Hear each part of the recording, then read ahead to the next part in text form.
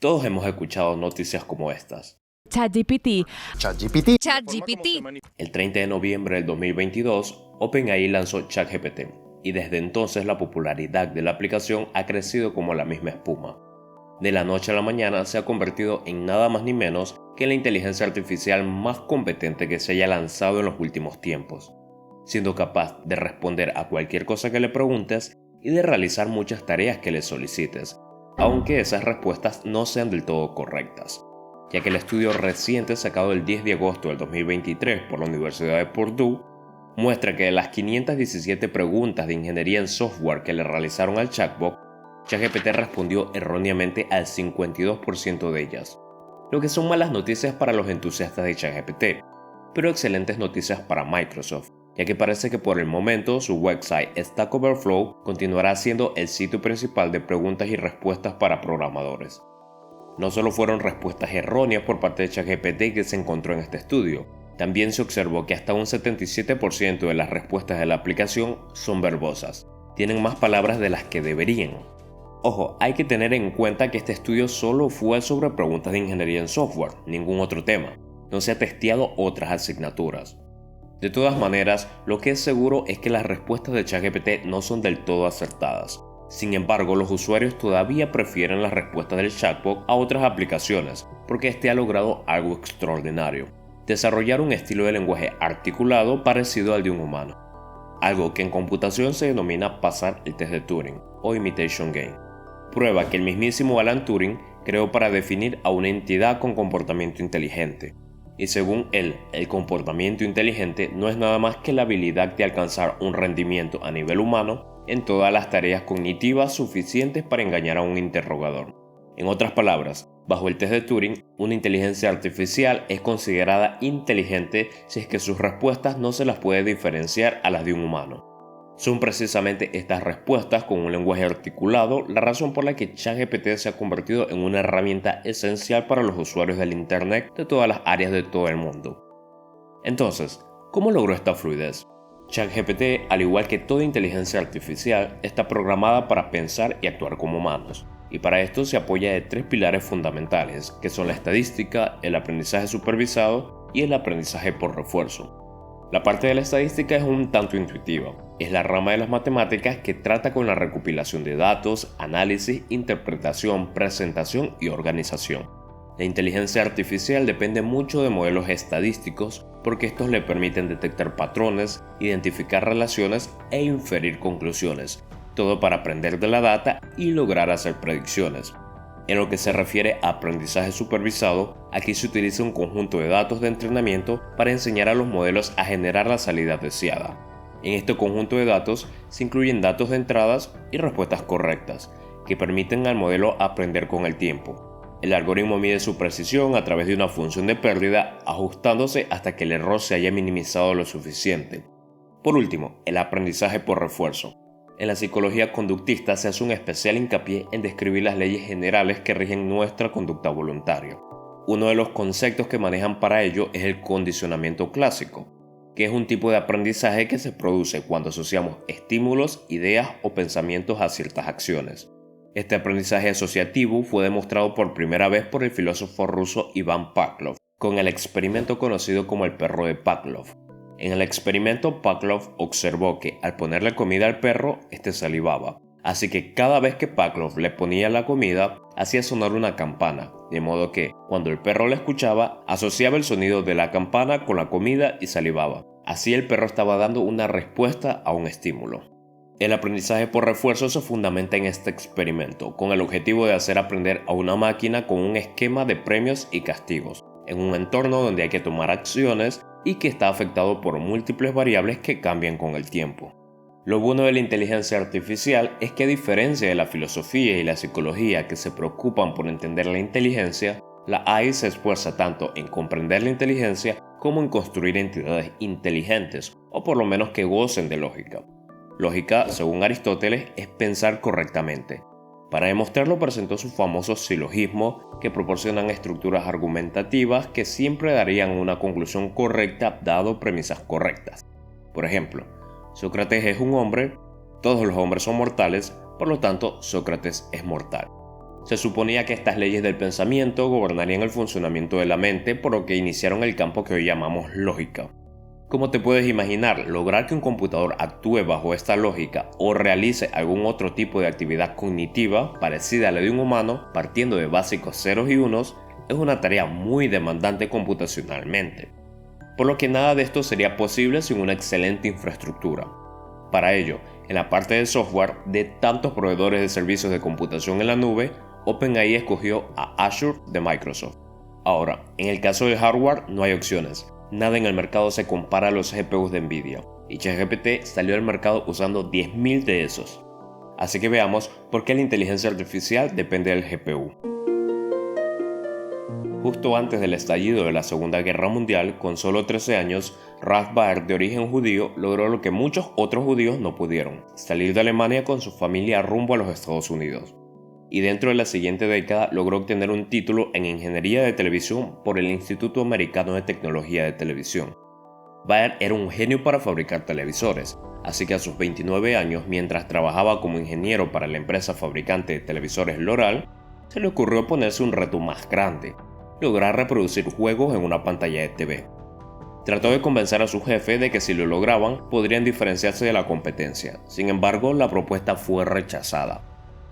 A la larga, Baer no se dio por vencido, y 15 años después decidió poner en marcha su vieja idea. No le tomó mucho tiempo el proyecto. Entre los años 66 y 68 logró construir y reproducir los prototipos que se convertirían en la base de todos los videojuegos que se lanzaron posteriormente, ganándose de manera acertada el título al inventor del videojuego. Baer nunca se imaginó que lo que comenzó como la curiosidad de reproducir videojuegos en televisores originaría una carrera turbulenta de muchas empresas para hacerse en el mercado de los videojuegos. En las siguientes décadas se crearía toda una industria destinada para el procesamiento de gráficos. Historia que no contaré, ya que anteriormente lo hice en el video de por qué Nvidia domina la industria de las tarjetas gráficas. Hoy todos sabemos que los procesadores gráficos no están destinados solo para reproducir videojuegos. Estos tienen una gama de funciones que van desde lo más simple, como mostrar en pantalla las letras en un archivo de Word, hasta cosas más complejas como la renderización en tiempo real de gráficos hiperrealistas. Por eso, todo computador moderno viene con una tarjeta gráfica especialmente diseñada para manejar los gráficos del computador, así liberando el CPU para otras tareas. En el interior de la tarjeta gráfica se encuentra el GPU, además de otros componentes como la VRAM, memoria gráfica de acceso aleatorio, que son chips de memoria que le permiten a la tarjeta almacenar los datos que procesa. También posee una interfaz refrigerante que consiste de ventiladores y disipadores de calor para bajar la temperatura, salidas como HDMI, VGA o DVI para lograr conectar la tarjeta al monitor, pero la parte más importante de la tarjeta gráfica sin duda alguna es el GPU. Después de todo, es la estrella de este vídeo. Es más, es tan importante que la mayoría de personas nos referimos a toda la tarjeta gráfica como GPU. El GPU es la unidad de procesamiento gráfico. En sí, este es el pedazo de hardware diseñado para manejar y procesar con alta velocidad imágenes y gráficos para mostrar en pantalla. Bueno, mirando más de cerca el funcionamiento del chip, este está diseñado para manejar la tubería de gráficos o también llamada tubería de renderizado. De la misma manera que en una línea de ensamblaje en una fábrica, la tubería de gráficos es una serie de etapas a la que le ingresa una gran cantidad de datos que describen un mundo tridimensional y lo transforma en una imagen bidimensional que puede ser desplegada en una pantalla plana. Es decir, información de cada uno de los píxeles en la pantalla. Cuando se trata de videojuegos interactivos y realidad virtual, donde se incluyen muchos elementos en movimiento y escenas cambiantes, el GPU tiene que actualizar constantemente la pantalla para reflejar estos cambios, creando la ilusión de un movimiento suave y continuo. Por eso la velocidad del GPU medida en FPS es tan importante para una buena experiencia de juego, es decir, una renderización en tiempo real. La mayoría de los cálculos son geométricos, y en una escena 3D gran parte de los modelos están representados por poliedros triangulares. De manera simple, están formados por distintos polígonos que por lo general son triángulos, construyendo algo que se denomina Triangle Mesh o malla de triángulos. Además, las superficies no triangulares pueden ser transformadas en un vector de triángulos mediante procesos llamados tessellation. Tessellation es un proceso complejo del cual no hablaré mucho, pero básicamente es la manera en que se cubre una superficie con un patrón usando formas geométricas planas para que no haya superposiciones ni espacios. En este caso se utilizan triángulos, y mientras más triángulos se utilicen para representar el modelo, este será más realista ante nuestros ojos. En concreto, mientras mayor sea la tasa de tessellation, más realista será la escena. Por otra parte, cada triángulo está construido por 3 puntos llamados vértices. Estos no son vértices geométricos. Aquí los vértices en gráficos computacionales no solo contienen información de la posición espacial del objeto, sino que también contienen otros valores usados para renderizarlo de manera correcta. Lo primero que sucede para renderizar un objeto es que independientemente se transforman los vértices en un espacio de pantalla. Luego se utilizan las coordenadas de los millones de vértices guardados en vectores para formar triángulos. Se pueden manipular esos vectores realizando operaciones con matrices. He aquí la importancia del álgebra lineal, pero eso es otro tema. A continuación se someten los triángulos a un proceso llamado rasterización, que consiste en transformar a fragmentos de píxeles una imagen descrita en formato gráfico vectorial. Después, cada fragmento de píxel es sombreado para asignarle el color que le corresponde, creando fragmentos sombreados. Por último, se mezclan estos fragmentos sombreados para formar píxeles que se mostrarán por pantalla. Todo este proceso matemáticamente exhaustivo se llama tubería gráfica o tubería de renderizado, y el GPU debe realizarlo miles de millones de veces de manera simultánea por cada fotograma que se muestra en pantalla. Y gracias a todo esto, mover, rotar, transformar, cambiar de tamaño, dar fluidez, proyectar, recortar, iluminar, trazar y sombrear son el trabajo del GPU moderno. Un CPU está diseñado para manejar tareas difíciles como el manejo del tiempo, emulación de una máquina virtual, seguridad, administración de flujos y ramificaciones, entre muchas más. Puedes encontrarlos en cualquier dispositivo que tengas, desde un smartphone hasta un termostato, siendo responsables del procesamiento y ejecución de las instrucciones. Prácticamente son el cerebro de un dispositivo. Los CPUs son rápidos, pero funcionan ejecutando rápidamente una serie de tareas, algo que se conoce como procesamiento en serie. En contraste, el GPU realiza simultáneamente numerosas tareas de bajo nivel, como procesar múltiples triángulos en gráficos 3D, es decir, realizan procesamiento paralelo. Esto ocurre porque el CPU normalmente tiene entre 4 y 8 cores, mientras que el GPU puede llegar a tener cientos. A la vez, dentro de estos cores se encuentran los ALUs, unidades lógicas aritméticas, que en total pueden llegar a ser miles, y en sí son estas unidades básicas las encargadas de realizar las operaciones aritméticas. Entonces, el CPU se especializa en operaciones complejas, pero las realiza en serie. Tiene que esperar que una termine para empezar la siguiente.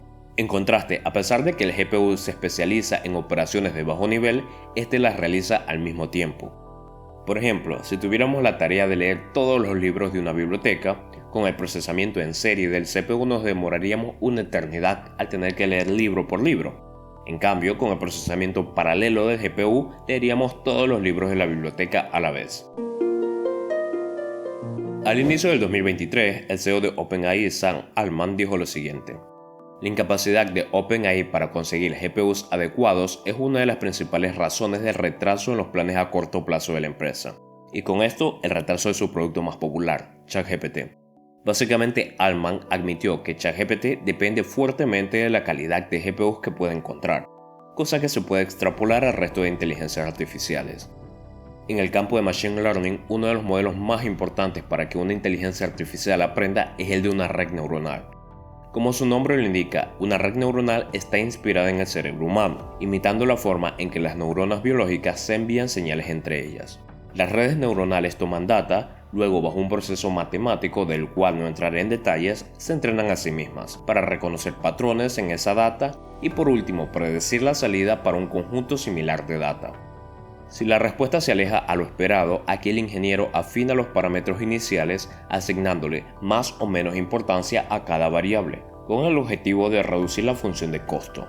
Eso sí, una vez que estos algoritmos quedan afinados con precisión, se convierten en poderosísimas herramientas de la inteligencia artificial, permitiéndonos clasificar y agrupar datos a alta velocidad.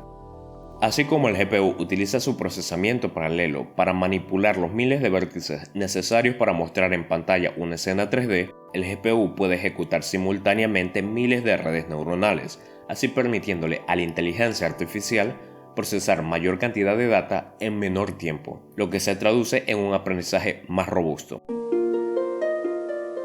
En los primeros días de la informática, el CPU era el encargado de procesar los gráficos.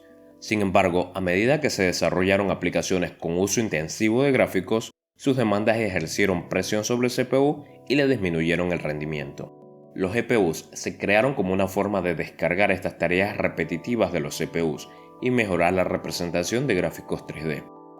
Si bien originalmente se desarrolló el GPU para renderizar triángulos en gráficos 3D, Nvidia se dio cuenta de la gran oportunidad que tenía en sus manos. Esta era una apuesta riesgosa, ya que solo 20 años atrás el Machine Learning era lento e inadecuado para la mayoría de las aplicaciones en las que se utiliza hoy en día.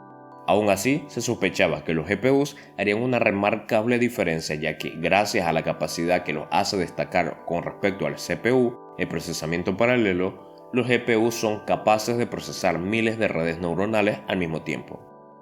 El entendimiento de que las soluciones que ofrecía el GPU para procesar imágenes y videos también podrían utilizarse para la inteligencia artificial ha dado lugar a avances sustanciales en muchos campos donde se puede aprovechar el procesamiento paralelo, poniendo cosas como simulaciones físicas, realidad virtual, predicción de enfermedades, traducción de idiomas, diseño, inversiones de alto riesgo, reconocimiento facial o conducción autónoma en la corriente popular.